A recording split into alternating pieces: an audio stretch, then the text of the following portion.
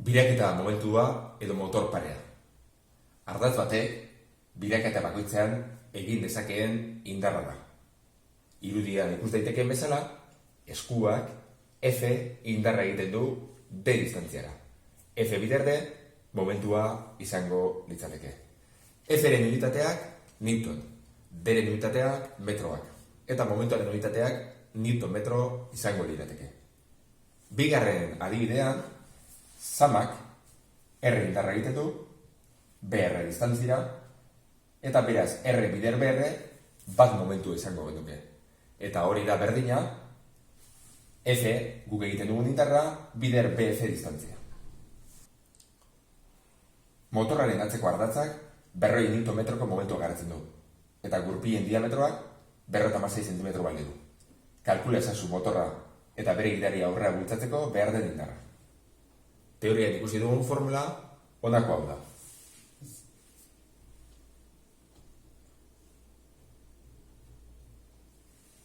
M, berdin, indarra, bider, erradia.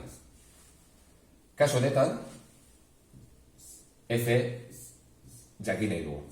Beraz, F, momentua, zati, erradia. Datuak ordezkatzen baldin baditugu, hurrengoa gintzi zaigu. F, berri, berrogei, Newton, metro, zati, erradioa. Kaso honetan, 56 cm diametroa digula esaten dugu. Beraz, 0,28 metro erradiak.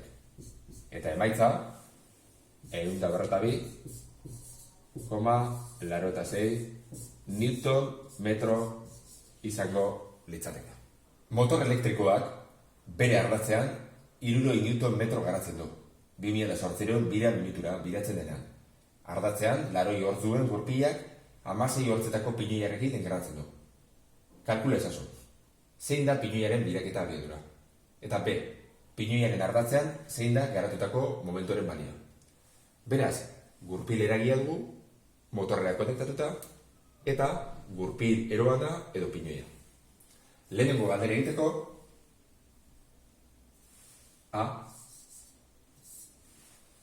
transmisio erlazioaren formula jarriko dugu.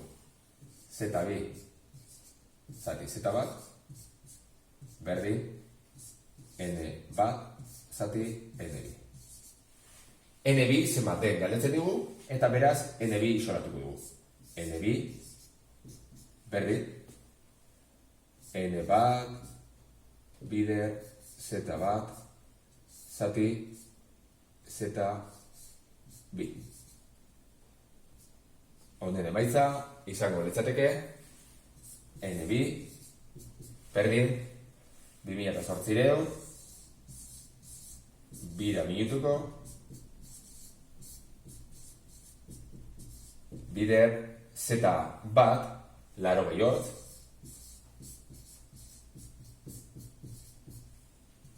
zati 16 hortz. Eta emaitza izango litzateke 14.000 bira minutuko.